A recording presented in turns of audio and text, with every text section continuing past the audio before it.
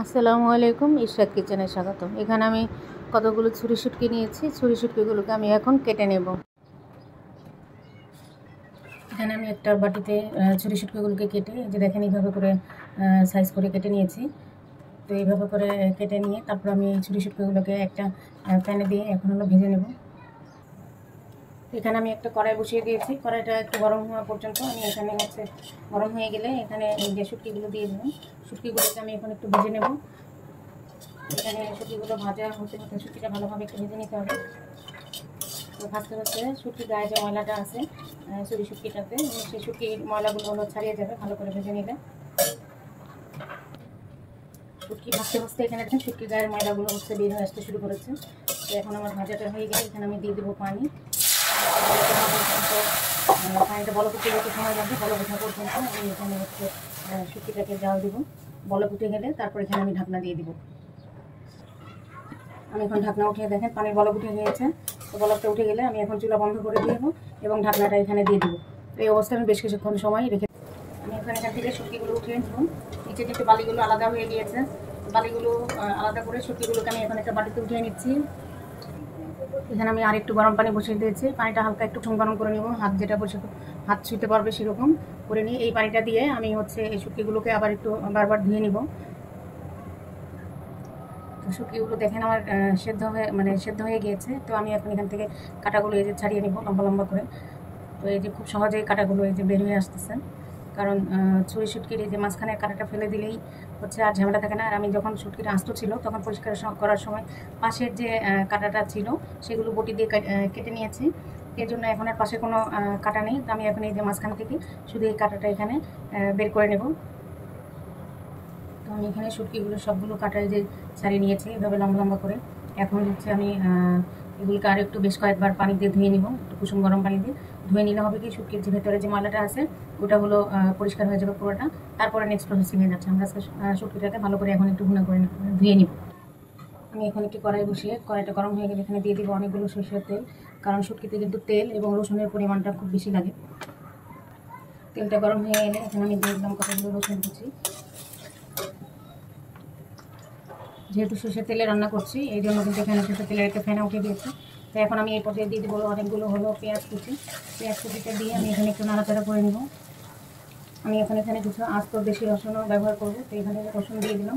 শুটকিতে আসলে যত রসুন পেঁয়াজ দেওয়া যায় শুটকিটা খেতে তত বেশি স্বাদ হয়। পেঁয়াজটা যখন একটু নরম হয়ে আসবে সেই অবস্থায় আমি দিয়ে দেবো পরিষ্কার করে রাখা শুটকিগুলো।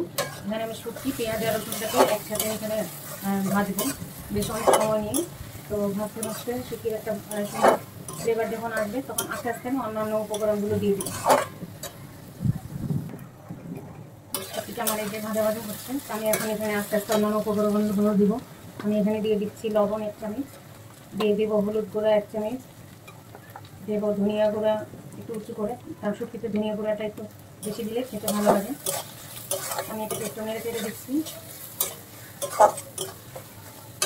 তারপর আমি এখানে অ্যাড করবো শুকনো মরিচ গুঁড়ো, কারণ ঝালটা শুটকিতে কিন্তু বেশি ঝাল পছন্দ করে অনেকেই, আমরাও খুব পছন্দ করি। আমি এখানে 2.5 চামচের মতো গুঁড়ো মরিচ দিলাম।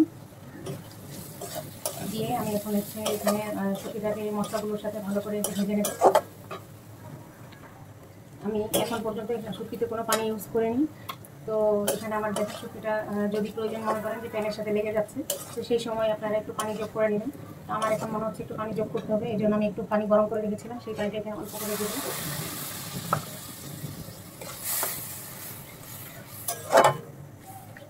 শুটকিটা কিন্তু বাটা মশলার চেয়ে কাটা মশলা দিয়ে রান্না করলে বেশি ভালো লাগে।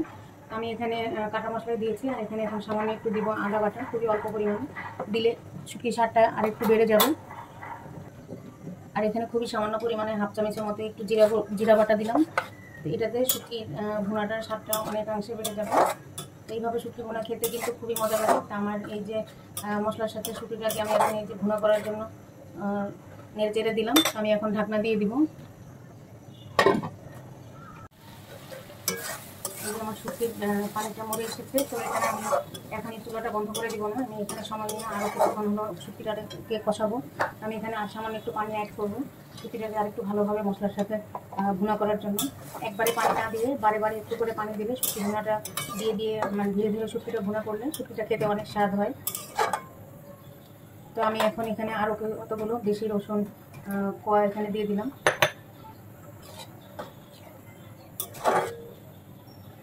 দেওয়ার পরে আমি এখন এখানে ঢাকনা দিয়ে দেবো, দিয়ে আমার শুটকিটা এখন হতে থাকবে। এটা যখন এই পর্যায়ে হয়ে আসছে তখন আমি এখানে দিয়ে দিব চিরা কতগুলো কাঁচামরিচ। কাঁচামরিচটা খাবারের সময় দাঁতে দাঁতে কিন্তু খুবই ভালো লাগে। এই পর্যায়ে কিন্তু আমি চুলার আঁচটা কমিয়ে দেবো, পানিটা শুকিয়ে এসেছে। আমি এখনই নামিয়ে ফেলবো না, এটাকে আমি সময় নিই, ধীরে ধীরে একদম যখন তেল ছাড়িয়ে আসবে কড়াই থেকে সেই সময় আমি নামিয়ে নেবো। আমি এখন চুলাটাকে একটু কমিয়ে দেবো, তারপর এখানে এখন ঢাকনা দিয়ে দেবো।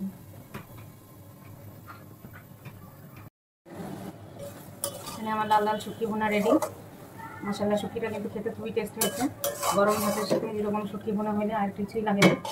যারা শুটকি লাভাররা আছেন এইভাবে শুটকি ভুনা করে খাওয়ার চেষ্টা করবেন, এটা কিন্তু খেতে খুবই টেস্ট হয়েছে।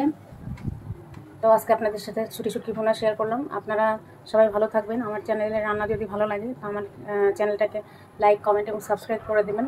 তো আপনাদের সাহায্যে আমি যেন অনেক দূর যেতে পারি, সেটাই আমার জন্য সবাই দোয়া করবেন। তো আপনারা সবাই ভালো থাকবেন, আমার জন্য দোয়া করবেন।